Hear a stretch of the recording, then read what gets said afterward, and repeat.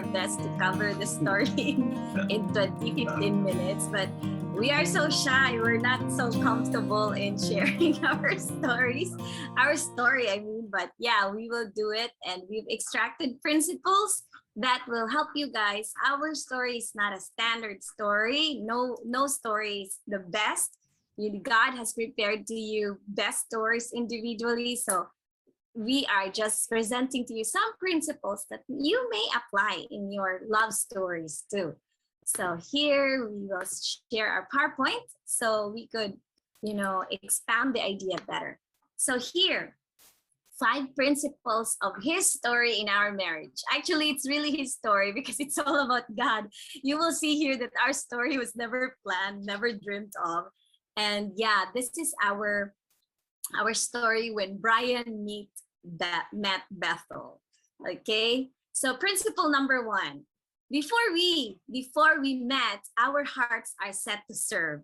So we met in the mission field. This is the basic and the core identity of our being couple. We met in the mission field. The condition of our hearts were fully surrendered to mission.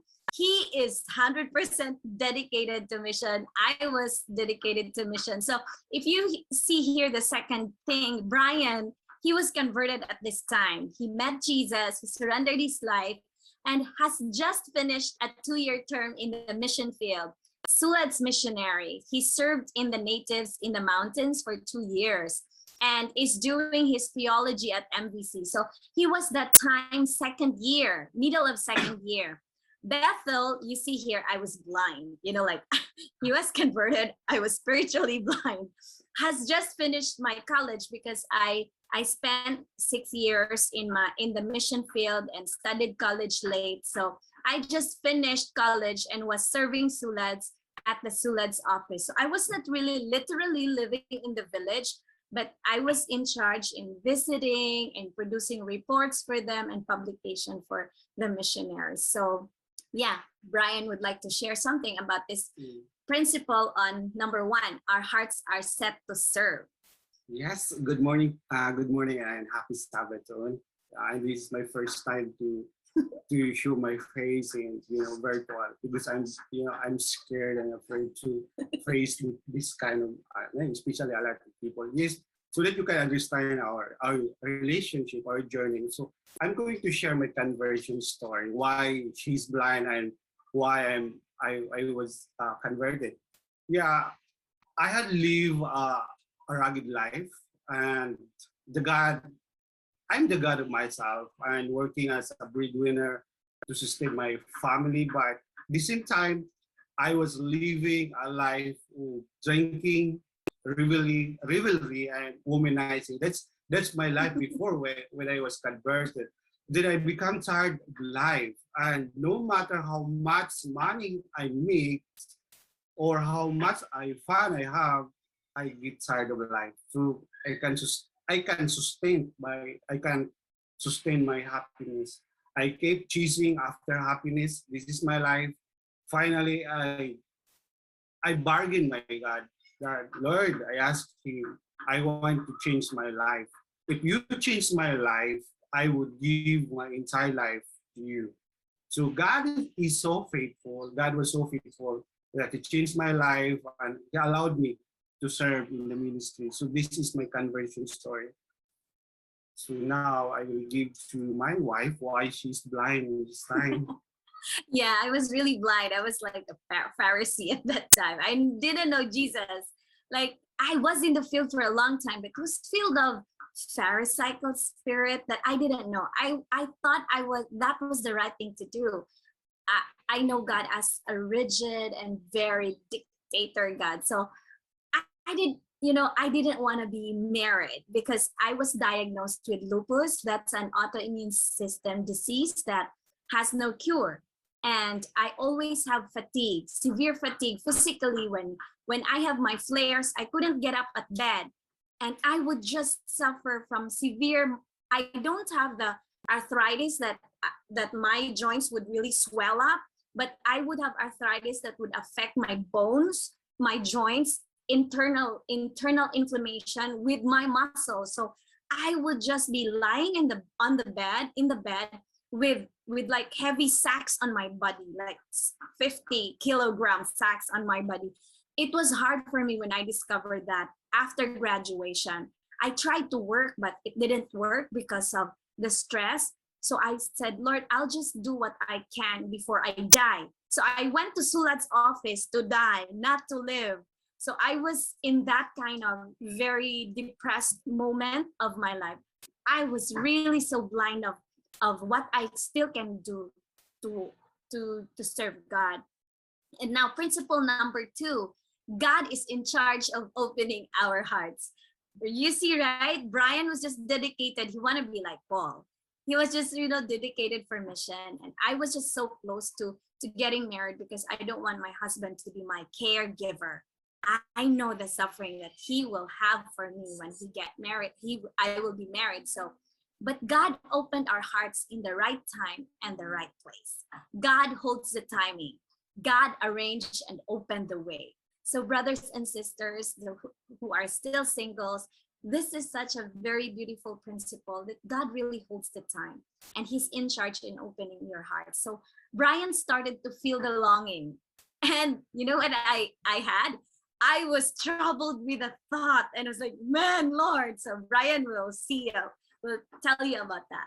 Yes, actually, this kind of principle is very, this is a principle of God. Yes, after my conversion, I told God that I want to serve Him without merit. And I want to be like Paul. But suddenly I began to admire and to see the beauty of a relationship with a woman. And I told him, I keep arguing to God why I feel this kind of feeling. I want to serve you, God. I don't want to get married. But yes, for 5 years, I did not feel any kind of this kind of feeling. But in 5 years, I feel it, and now God is starting opening my heart, especially in relationship. But I don't know who is that person. So I didn't want my husband to be my caregiver, right? So the same time God was opening his heart, my mind was also starting to open. I was determined not to get married, but my plans are very far from God's plans. God knew I don't work with, making myself attractive to men. I don't know how. I'm just so bubbly and so natural, and I'm just so expressive with myself. So I really don't know to how to be with man. I had a relationship before, but it just lasted for one day, and then we separated and we broke up. But then after that, I never had any relationship, and I don't know how to be a girlfriend, and I don't know anything. So I was so close, but I dreamt of being a mother and being a wife. When I was 22 in the mission field, I told God, I couldn't impress my husband. I will never have any time to see him because I'm so busy with in the mission field. This is just the bargain that I want to leave you. Please, can you just open his heart and put your love in his heart without me impressing him? Can you just impress his heart for me? Like, I will not do anything because he will not see me. He will not see that I am maybe I have a good character. He will not, because I am in the mission field. So just work it out. And friends, after maybe 22, 23, 45, 60, 70, 29, after 7 years, God opened my heart. When I was so close at getting married, He told something in my thoughts. And that was really like, getting married? The thought was, you are ready to get married. And I was like, no way. I was writing a devotional book for the mission field. And I was like, Lord, no way, I'm writing. And then this thought keeps coming back. And it says, you're ready to get married. You are about to finish the project. You are ready to get married. This is so weird. I was like, Lord, no way. I don't want the person, because no, no, no. And then my partner told me, hey, can you ask God why? Who? And then I said, No way. I may not like the answer. I don't like to ask God. But the thought kept on coming back for a week. You are ready to get married. You are ready to get married. And I was like, man, maybe it's time for me to say who? Maybe God is just waiting for me to say who. So we will tell you later. So it was a match made in heaven. Why? Friends, at first, we are mismatched in the eyes of people. Why? I speak English. It's very obvious. He doesn't speak. He's so shy. He can speak English, but it doesn't come out in his mouth. He is a very shy person. I am a very bubbly person. So people see me in school. I always participate, I'm up front, I'm in the pulpit. But him, he's a janitor, he's a working student, and he's just cleaning the restroom, he's just bringing a mop because he's a working student, and I'm up front there at stage. So no one would ever think in the school that I would fall in love with a janitor. Like I would fall in love with a garbage collector in this because he's a working student. So I mean, it was a shock. It was really a mismatch in the world, but it is a match made in heaven. People could never understand Bethel's choice. Bryan is thought to be just taking advantage of Bethel's talents. So they were thinking, Bryan is just taking advantage. Maybe he just used his womanizing power to Bethel to deceive Bethel. And, all my boyfriends were so, ordinary boyfriends were so concerned because Bethel, you need counseling. You're blind. That is blindness. So I was like, no, I am not. I'm not doing this because I wanted to. I know myself. I'm doing this because I heard that voice. So Bryan, this is the impression. Bryan was also impressed with some thought while I was impressed. So Bryan was ordered take care of her health and marry her. These are the words that are so clear. And me, I was told, you marry Bryan. And I was like, no way.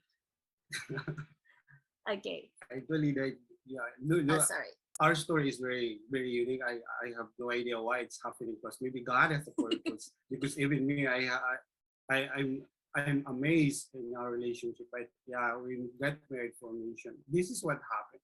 Actually, I did not expect that we would meet each other and become friends. And in the first place, we meet, I did not like her because of her spiritual pride. Before he meet Jesus Christ, her spiritual pride is very high, and she has a Pharisee way of thinking. But then I heard, yeah, small voice, and it says that she's lost spiritually, and she need help, and she's needed help. But I keep insisting with that small voice that I did not like her. I told the small voice I did not like her because of her personality. But the voice keep insisting that I was the only person who can handle her temperament, her personality. Because if you are very if you have highly in academic, it's very hard for me to reach that person. So the voice talking to me that you are the person that can handle her personality. So yeah, but if I would be the voice said, but the voice kept insisting that I was the only one who could handle her personality and set her in the right path. So my task is to set her in the right path. Maybe it seems that she is lost because my part is to set her part. Her part to be in the right side. So I have no I don't know what I'm going to do. So the voice promised me that if I will do that, I would be the happiest person. So wow, this is a nice promise. So what God impressed me. What happened after that? God impressed me. I give her a lemon. I cook for her because she didn't know how to cook healthy food, and take care for her because she didn't know how to cook. And we have become a good friends. And in that situation, I fell in love in her. So at that time, I was still studying, and I don't have a good I don't have a good stable job. So and in that time also she's very sickly, And the people are afraid that if I get married, if I engage a relationship, maybe what I'm going to do is just to take care all my life to her. So yes, maybe we're mismatched in the eyes of man, but in the eyes of God, we are matched. So that's my uh, experience. Yeah. When Brian and I met, I was 29 years old, and Brian was 30. Everything, everything I prayed for in order to make sure that it was Brian, because it says, so after 1 week, I told God, okay, God, honestly, I don't like to pray but maybe it will resolve the problem. Who, Lord, who? And I looked at the window, and there was this man, like also a single man. I said, please, not him, okay? I cannot bear him. But then I was so relieved because it was not his name. And then really, I don't know how God will work in your life, but because I could never be convinced. I was a Pharisee. I'm so fixed. My principles are very hard to break. And so it was said, you will marry Brian. And I was like, Brian? No way. He doesn't know English, Lord. I was like, I want to marry someone who can speak English with me. I love English so much. And I want to raise kids who knows English, like kind of stuff like that. I was so shallow. But then I said, Lord, I don't know Brian, but I saw how pure his faith. He has a very pure faith in the mission field. And I saw that. I heard stories about him. And I said, Lord, if this is really you talking to me, I in silence, I did not voice it out. I told him, provide me all the people that will introduce him to me. Less than a minute, I received a call from the person who is helping him in the study. And she said, Bethel, can you come? Just visit me. I want to pray with you. And I was like, this is so weird. I have never been prayed for by this person. So okay, because she's the wife of our boss. I said, okay, I will go there right away. And she brought me to their garden. And you know what she did? She told me, you know how vast this field is? I said, yeah. Brian planted everything. Brian is a very hardworking man. And Brian, just a little say, Brian, can you plant this? Brian would do more than I asked for. And when he cleaned this weed, Brian did everything. I was like, Lord, are you serious? It's like, Lord, and I was having goosebumps because, Lord, it's too much. Why are you promoting? Yeah, I asked for it, and I said, Mommy, because we call her Mommy. Mommy, why are you telling all this? No, I'm just so fond of Brian. And I don't know why I'm telling you about her. I just asked you to pray with me. But yeah, I really love Brian. He's a very hardworking man. And his wife is really very lucky. It's like, yeah, maybe. And I was like, man, I will be the future wife. And I was like, but he doesn't know English. Lord, it's not enough. I need more. And then I met this couple along the way going home. And they said, Bethel, come here, Mom Beth. We call Ma'am and Sir in our ministry. And said, Mom Bethel, come here. And I said, wow, yeah, hi, hello. And then he said, you know what, Mom? I really admire Brian. I was like, what? I really admire Brian because he can fix his own motorbike. He doesn't need a mechanic. He's a very skilled person. It's like, Lord, Lord, you really want me to marry him? And I said, Lord, just one more person. 3 is enough, right? In the Bible, 3 is a perfect. I don't need 7, too many, but just 3, Lord. And my spiritual mentor said, Bethel, come here. He saw me that same day. It all happened. And I told him, hey, I want to ask you a question. He said, I want to ask you, if there are people that you want me to marry in this field, who are they? And you know what my spiritual mentor said? There are only 2 people, this person and Brian. So just choose from this. And why the name of Brian? I said, why Brian? I wasn't interested with the other person. Why Brian?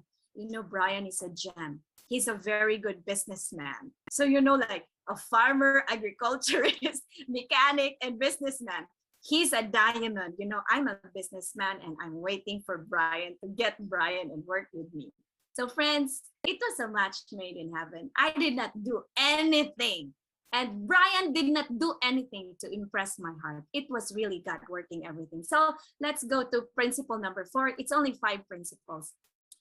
Decision based on principles. Yeah, it was all God making a way for us to meet, but this is very basic.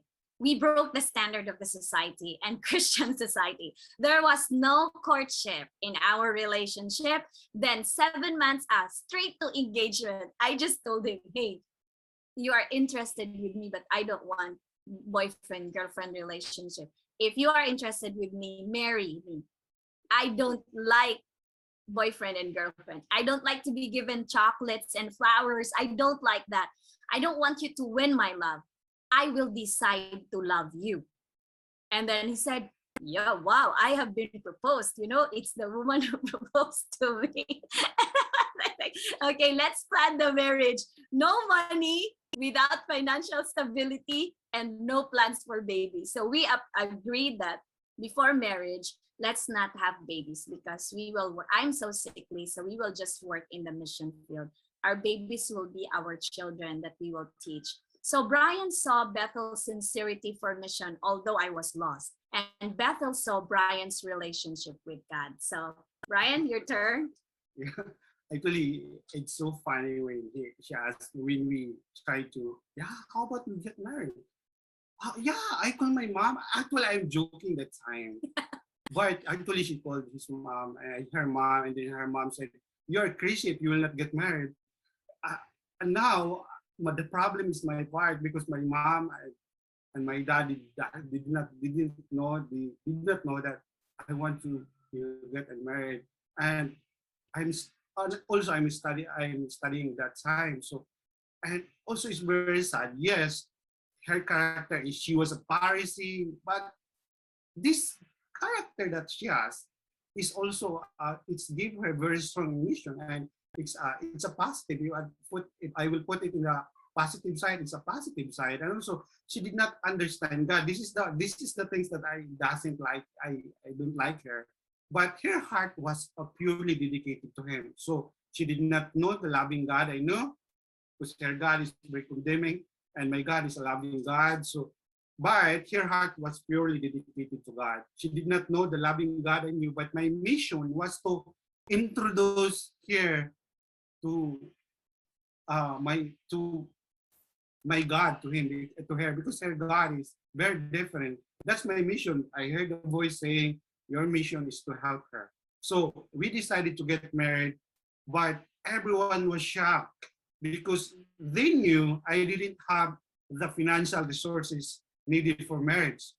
And I'm shocked also because my father was able to harvest for almost 100,000 pesos worth of pumpkins and tomatoes.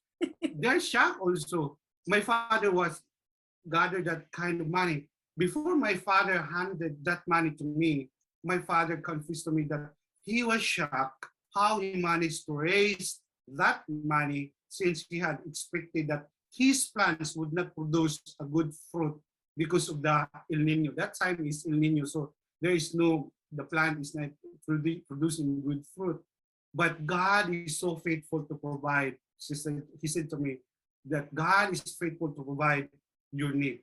So my father, however, told me that his money was for your needing. I myself was not expecting a good harvest at that time. So God gave me the money.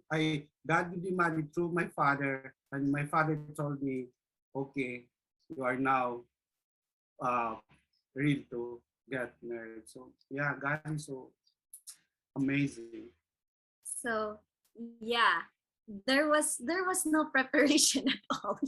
We didn't have money. My uncle also said, okay, that's why we had it 7 months after, because my uncle also said, instead of me preparing for my birthday, I will just have your wedding on my birthday. So the money I will spend for my birthday, I will spend it for your wedding. they are waiting for me to get married. They thought I will be an old maid. So the whole clan I have was so happy that I will get married. Friends, in the eyes of my teachers, honestly, I lost their respect. Honestly, I also lost friends because they really couldn't understand that we are mismatched. You know, educationally, Bryan did not finish yet. But I said, he will finish in time. And then they said, you know, Bryan comes from a poor family. And I said, we also were poor. We're just educated. And then they said, no, your intellectual status is not the same. And I said, you think Bryan is dumb? And you know, my sister was also like consulted by some friends. Hey, your sister, I heard, is marrying to Bryan. And then my sister answer is this. My sister, like, forgive me for this word. I don't want to brag. I'm not like this. But if my sister is smart, then if Bryan could talk to her and they would understand each other, meaning Bryan is also smart. So you know, like, so don't worry about Bryan's intelligence that Bryan could not level up to yours to my sister. But yeah, friends, I didn't know that Bryan was like 50 years old, advanced to my age. He is really like a 50-year-old guy. He's so mature. He guided me and he was like a father to me. I did not, we have only 1 year gap, but it seems like I have a daddy in him, you know. I could climb to his back, I could climb at his face, like I could, you know, smuggle him like a daughter. I was like that to him until now. So friends, everybody thought that we were mismatched because of our, forgive us of the dogs, because of our status, that people didn't get it. Honestly, we lost our friends. We really lost our friends, but because they thought I was pregnant. And you know what people told us that time? We are not excited about your wedding. When we hand them the invitation, they would always tell me, we are excited what will happen to you after the wedding. So friends, that was really horrible. But the decision to get married was this. After I heard that voice that I will marry Bryan, before having this, during like 20s, in my early 20s, I read Adventist Home. I read messages to young people. I was so sure. I listened to all the courtship videos in GYC. You know GYC, right? The songs you played for the song service was GYC. All the GYC sermons, Nicole Parker at our time, the Cruz family, I listened to them. Every one of them. And so I have this list of standards for the man.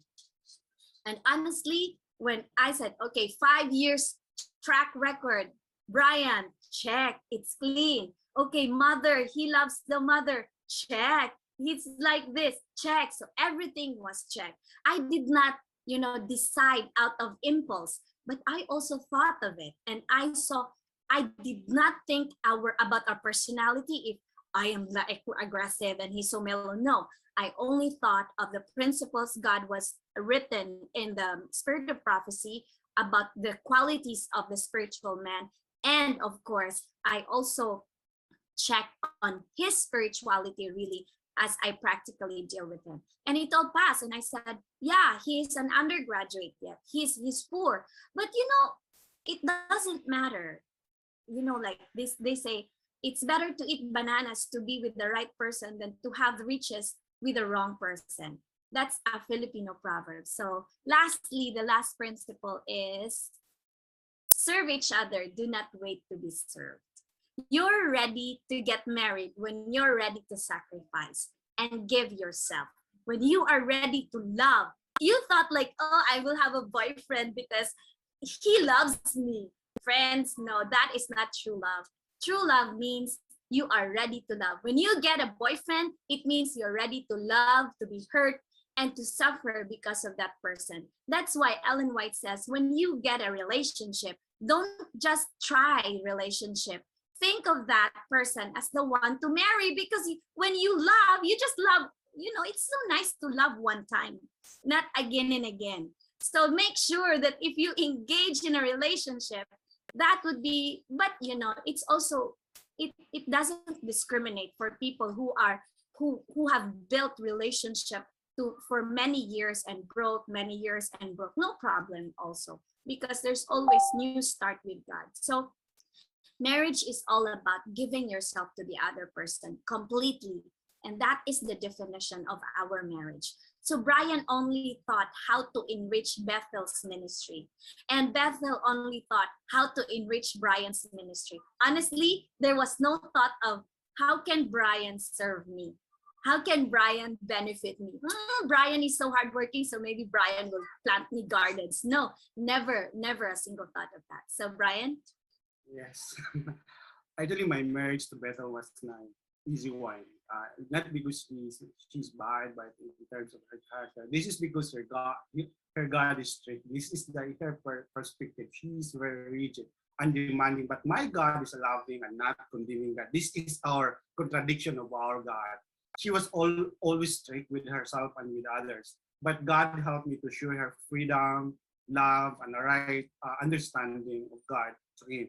So I decided to quit my study. So I decided to quit my studies and do missionary work in Thailand to help her to develop her spirituality and learn about a real life, because her life before is she's very dependent to his family. She's not really experiencing the hardship, especially those people who are living in the poor situation. So what happened is we were assigned in a mountainous area in Thailand. We were the people living there is animistic and didn't believe God. So in that situation, because it's very hard, so she began to reflect now on her life and realize that she was lost, even though she was participating in the ministry in Korea, because she's 1,000 missionaries. So she began now to live in a simple life and live like the people in the mountain. And her perspective now was changed. After our mission, she wanted to know more about God. So she decided to study here at IAS. And it was here at IAS that she met her God, and God met her, and she found Jesus here at IAS. From that moment on, her life was filled with the gospel. And now she's preaching the Christ-centered perspective. I knew that it was so difficult because it's very challenging to help her, but it's helped me also to grow. I thought it was all about her journey, but it was also about my journey to meet the real God. So now I'm so happy. I am so firmly happy to have a partner with a beautiful heart in Jesus, and that's my wife. and friends, it's really very beautiful because, you know, God has really just put our stories together. When we see how we were raised in our childhood, we have similar hearts. We have similar sentiments.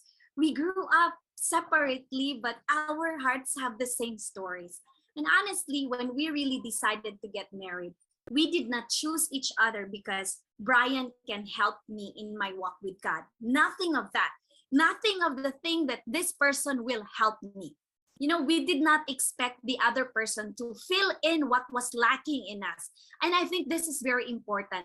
We did not require the other person to make us happy. Okay? Like I'm already happy and contented as I am. I did not need Brian to make me happy.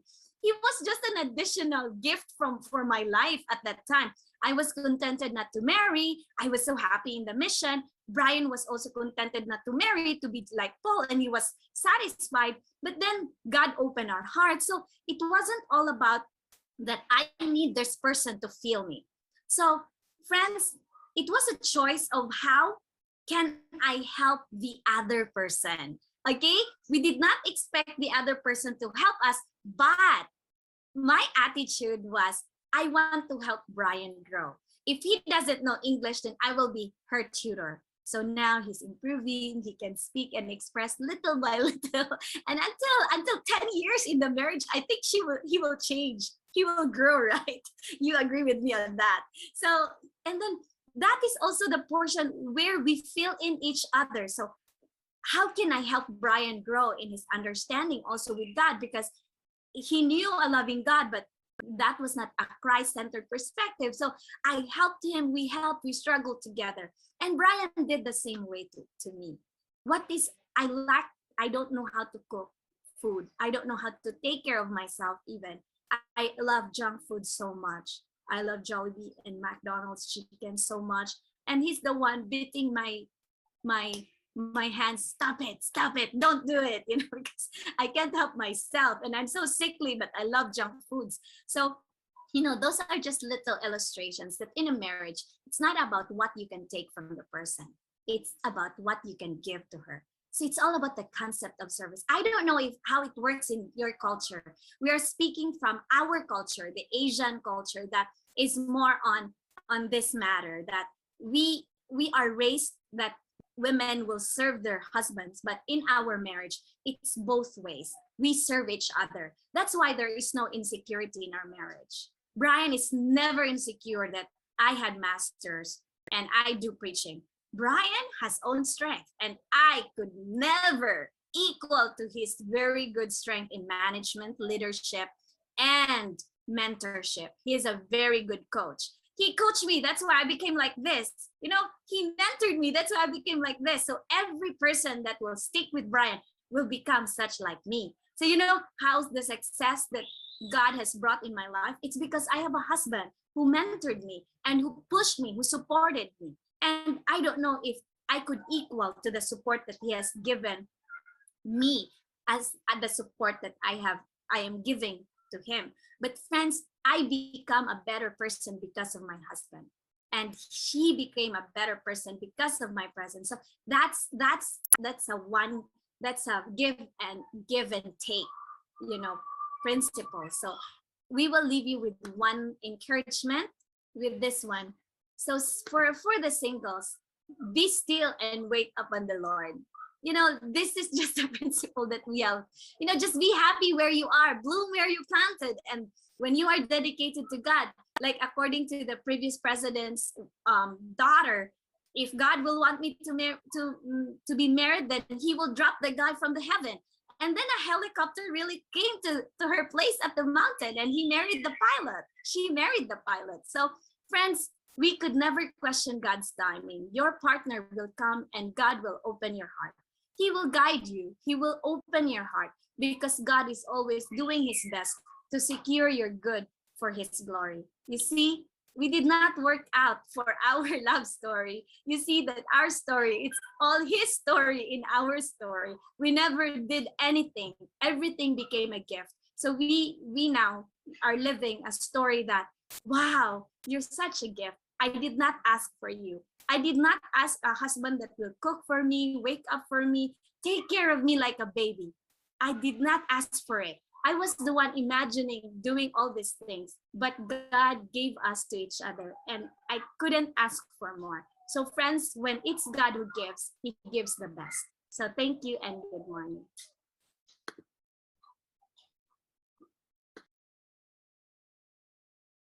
Wow, such an inspiring story, and I think everyone agrees with me with this, and we are truly blessed with your story. And yes, we will wait upon the Lord until that impression comes, and we believe that God provides. And this time we give 1 or 2 minutes for those who have questions. The time is yours. Anyone who has questions?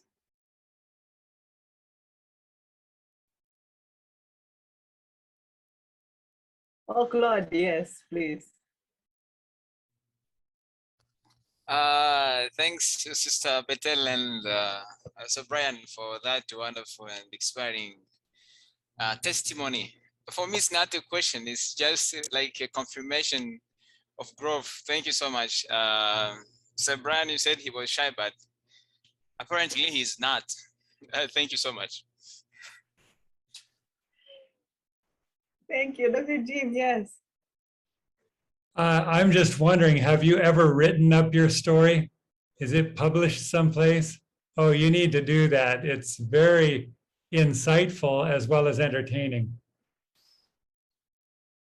Yes, we would love to read it again someday. Thank you, Dr. Jim. Anyone else? Can I give, Yeah. it's not question, but like reaction, because I like the story, although sometimes it cannot be my story. I know that. But somehow it's, as I commented in the chat, it's like some woman, I can say like women's at the Bethel is like telling what woman's conversation in mind. So like, thank you so much. And that is true. It's so inspiring as well as, interesting and amusing. So Ate Bethel, thank you so much for sharing this story for us. I think, yeah, that's true that sometimes we tend to imagine something that is wonderful, like, but then it's no, God is writing our story in our lives. So thank you so much, Ate and Kuya Bryan. Yeah, thank you. Any more reactions? I'm not asking for question now, reaction. Philip, stop typing and say it out loud.